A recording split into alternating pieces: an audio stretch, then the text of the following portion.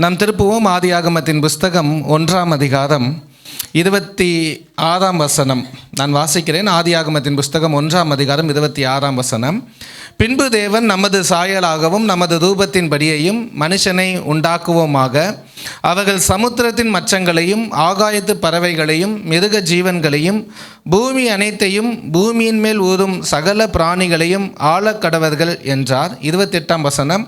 பின்பு தேவன் அவர்களை நோக்கி, நீங்கள் பலுகி பெருகி பூமியை நிரப்பி அதை கீழ்ப்படுத்தி சமுத்திரத்தின் மச்சங்களையும் ஆகாயத்து பறவைகளிலும் பூமியின் மேல் நடமாடுகிற சகல ஜீவ ஜந்துகளையும் ஆண்டு கொள்ளுங்கள் என்று சொல்லி தேவன் அவர்களை ஆசீர்வதித்தார். பாருங்க, வேதம் சொல்லுகிறது ஆதியாகமம் 1ஆம் அதிகாரத்தில் ஆதியிலே தேவன் வானத்தையும் பூமியும் சிருஷ்டித்தார். இங்கே வானம் எப்படி இருக்கிறது என்று சொல்லவில்லை. மாறாக பூமியானது எப்படி இருக்கிறதா? ஒழுங்கின்மையும் வெறுமையாக இருக்கிறது.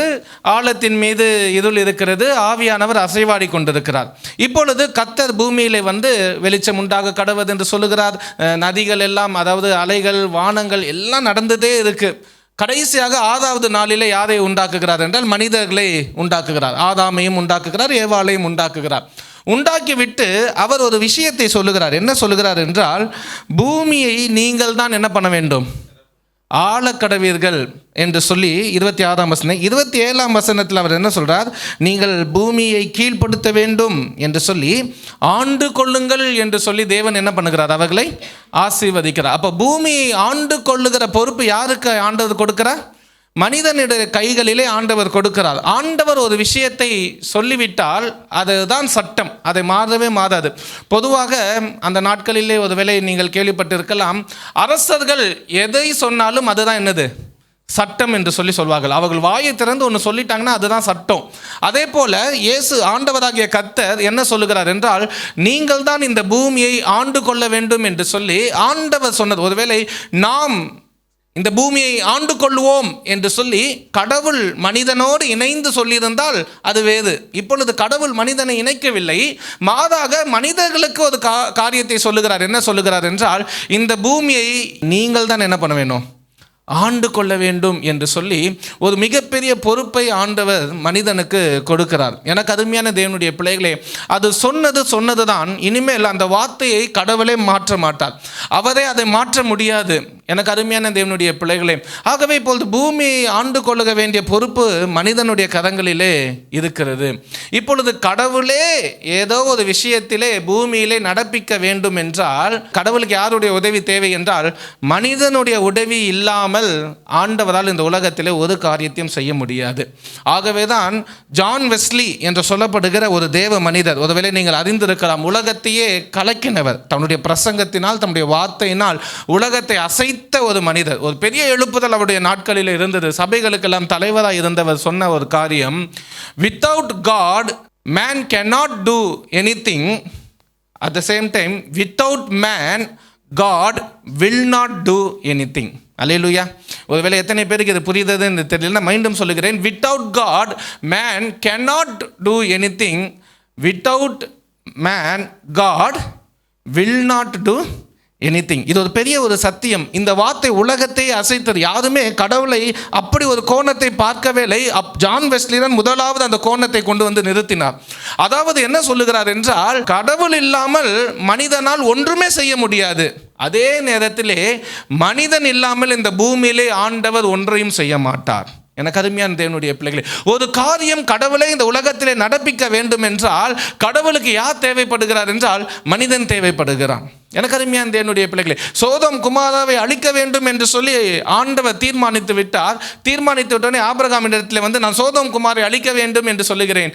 ஆபிரகாம் சொல்லியிருப்பார், என்ன சொல்லியிருப்பார் என்றால், அழிங்க, யார் வேண்டான்னு சொன்னா உடனே ஆண்டவர், எனக்கு உன் பர்மிஷன் தேவை ஆபிரகாம். இப்போ டீல் பேசுகிறாங்க ரெண்டு பேரும். 50 நீதிமான் இருந்தால் அழிப்பீரோ, 45 இருந்தால் அழிப்பீரோ. இப்போ டீல் போயிட்டே இருக்கு. 10 நீதிமான்களோட ஸ்டாப் பண்ணிட்டு இப்போ அதுக்கப்புறம் ஆபிரகாம் பர்மிஷன் கொடுக்குறார். என்ன பர்மிஷன்? ஓகே, நீங்கள் என்ன பண்ணலாம்? சோதோமை அழித்து விடலாம். அதுக்கப்புறம் தான் போய் ஆண்டவர் என்ன பண்ணுகிறார்? மனிதனுடைய ஒத்துழைப்பு அங்கே தேவைப்படுகிறது. ஏனென்றால் மனிதனுடைய கண்ட்ரோலில் தான் இந்த பூமி இருக்குது. ஒருவேளை இன்னொரு இடத்துல பார்க்கும்போது மனிதனை எகிப்திலிருந்து இஸ்ரவேல் ஜனங்களை விடுவிக்க வேண்டும் என்று சொல்லி ஆண்டவர் வருகிறார். விடுவித்து வேண்டும் என்று சொன்ன உடனே ஆண்டவர் யாரை நோக்கி வருகிறார் என்றால் ஒரு மனிதனாகிய மோசையை நோக்கி அவர் வருகிறார். மோசே, மனிதனை நான் விடுவிக்க நான் விரும்புகிறேன். சரி ஆண்டவரே, நீங்கள் போய் விடுவீங்க. இல்லை, எனக்கு நீ வேணும், எனக்கு உன்னுடைய ஒத்துழைப்பு வேணும். ஐயோ என்னால் முடியாது, நான் பலவீன. இல்லை நீ எனக்கு வேண்டும். என்னால் பேச முடியாது. இல்லை நீ இல்லாம என்னால் என்ன பண்ண முடியாது. ஐயோ இப்பொழுது செங்கடல் முன்பாக நிற்குது. போய் கடவுள்கிட்ட போய் நிற்கிறாரு மோசே. ஆண்டவரை என்ன செய்வது? மோசே, செங்கடலை பிளக்க முடியும். சரி பிளந்துருங்க. என்னால முடியாது. நீ போய் கடவுள் முன்னாடி நின்று என்ன பண்ணு, உன்னுடைய கரத்தை நீட்டு. அப்பொழுதுதான் என்ன ஆகும்? செங்கடல் பிளக்கும். உங்களுடைய ஆசாரியர்கள் போல் யோர்தான்ல கால் வச்சாதான் யோர்தான் என்ன ஆகும்?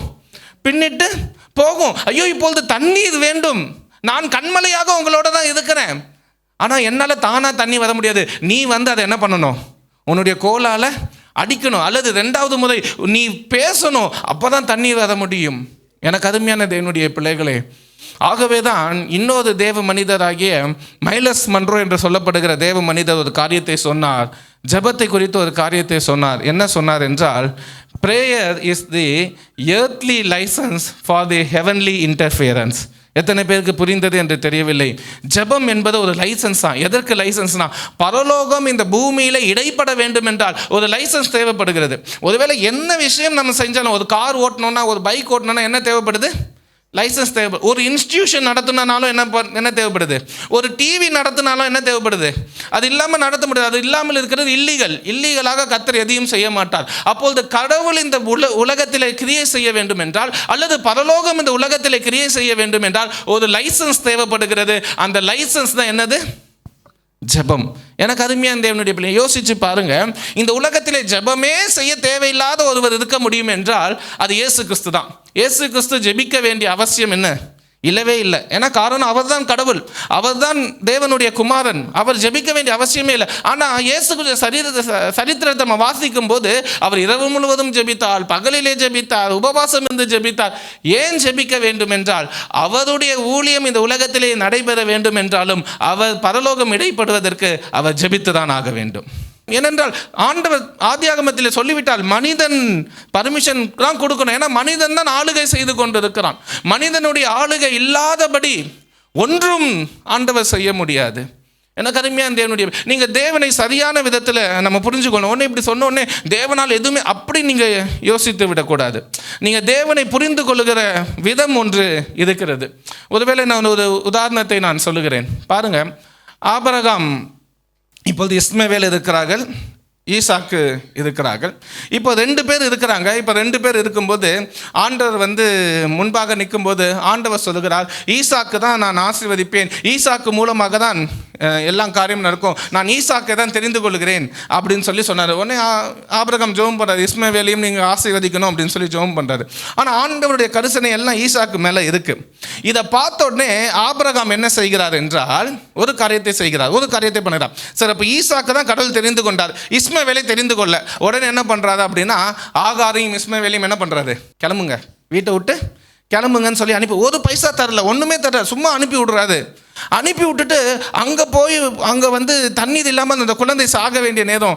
இங்கே ஆபிரகாம் நினச்சிட்டு இருந்தார், கடவுள் நம்மோடு இருக்கிறார், கடவுள் சொன்ன ஈசாக்கோடு நான் இருக்கிறேன்னு சொல்லி ஜாலியாக நினச்சிட்டு இருக்கும்போது இப்பொழுது ஆபிரகாமிலிருந்து எங்கே வந்துட்டார் ஆண்டவர்? வனாந்தரத்துக்கு தேடி வந்து விட்டார், ஆகாரை தேடி வந்து விட்டார். அந்த ஆகார் தான் நீர் என்னை காண்கின்ற தேவன் சொல்லி ஆசீர்வதிக்கிறார். உடனே கண்ணீர் எல்லாம் பார்த்து விட்டுட்டு கடவுள் இப்போ ரொம்ப எமோஷன் ஆகிட்டது.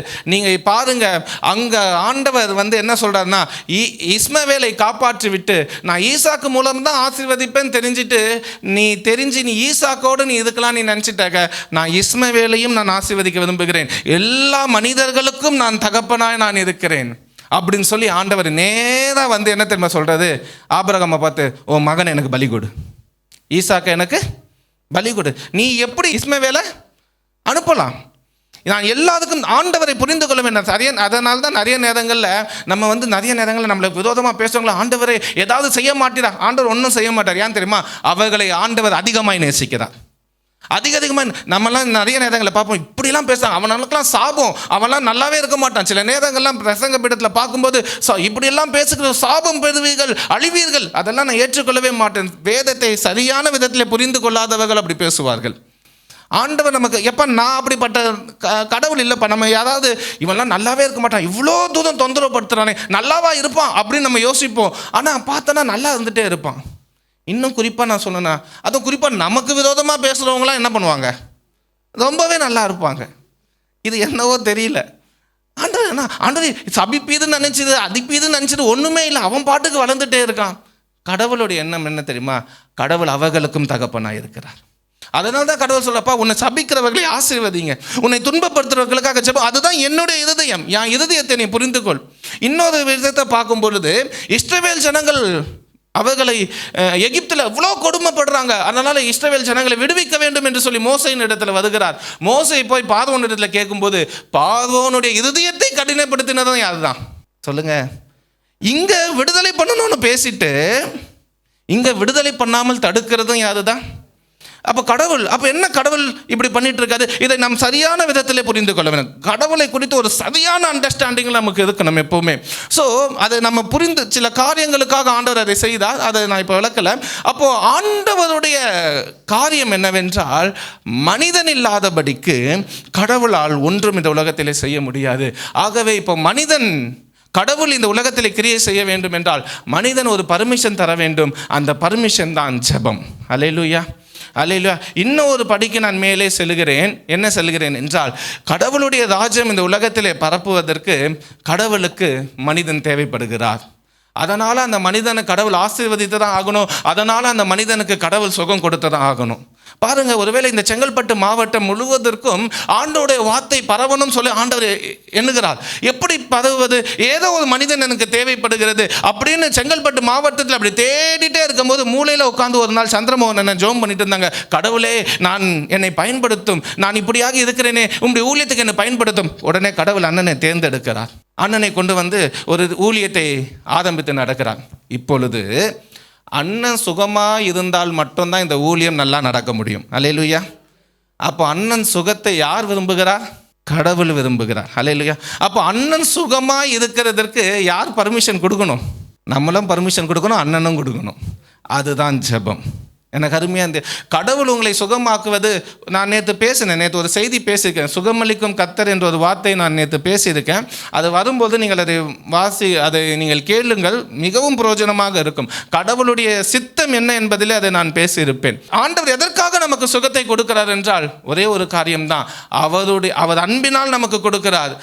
நம்ம நல்லா இருக்கணும், நம்ம ஃபீலிங் பெட்டராக இருக்கணும், அதுக்கும் ஆண்டவர் செய்தார். ஆனால் அதெல்லாம் காட்டிலும் பெரியதான ஒரு காரியம் என்னவென்றால், ஆண்டோடைய ராஜ்யம் இந்த உலகத்திலே கட்டுவதற்கு அண்ணன் சுகமாக இருக்க வேண்டும் என்பது அவருடைய சித்தம். அல்லேலூயா, அல்லேலூயா. அண்ணன் மட்டும் இல்லை, எல்லாரும் நம்ம ஆண்டவரே என்னை சுகப்படும், எனக்கு இந்த ஹார்ட் ப்ராப்ளத்தை நீக்கணும். கடவுள் சொல்ற, நானும் அதுக்காக தான் வெயிட் பண்ணிட்டு இருந்தேன். நீ ஜெபம் பண்ணுவேன்னு வெயிட் பண்ணிட்டு இருந்தேன். வரேன் உனக்கு என்ன பண்ணுறேன்.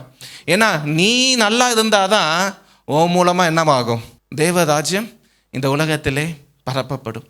எனக்கு அருமையான தேவனுடைய பிள்ளைகளே, ஆகவே சுகம் என்பது தேவன் விரும்புகிற ஒரு காரியம். தேவன் நமக்கு கட்டாயம் சுகம் கொடுத்துதான் ஆக வேண்டிய ஒரு சூழ்நிலையிலும் தேவன் இருந்து கொண்டிருக்கிறார். ஏனென்றால் நாம் நன்றாய் இருந்தால்தான், நாம் உயிரோடு இருந்தால்தான், நாம் பலனாய் இருந்தால்தான் நம் மூலமாக இந்த உலகத்திலே தேவனுடைய ராஜ்யம் கட்டப்படும் என்பதற்காக தேவன் நம்மை சுகப்படுத்தி தான் ஆக வேண்டும் என்ற ஒரு சூழ்நிலையில் இருந்து கொண்டிருக்கிறார்.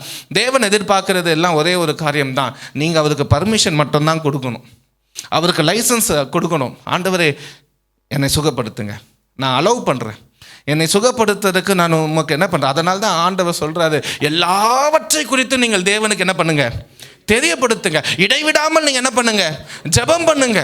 கடவுள் இயேசு கிறிஸ்து ஒரு முறை இன்னொரு எக்ஸ்டெண்டும் போய் சொன்னாரு, பூமியிலே நீங்கள் எவைகளை கட்டுகிறீர்களோ அதுதான் பரலோகத்திலும் கட்டப்படும். பூமியிலிருந்து உங்களுக்கு ஒரு பூமிக்கு என்று ஒரு ஆசீர்வாதம் உங்களுக்கு பரலோகத்திலிருந்து வரணும்னா, பூமியிலிருந்து நீங்கள் கட்டவிழ்த்தால்தான் பரலோகத்திலிருந்து அந்த ஆசீர்வாதம் கட்டவிழ்க்கப்படும். எனக்கு அருமையான தேவனுடைய பிள்ளைகளே, மீண்டும் சொல்லுகிறேன், prayer is the license for the heavenly interference. ஆக ஜெபம் இல்லாதபடி பரலோகம் பூலோகத்திலே செயல்பட முடியாது.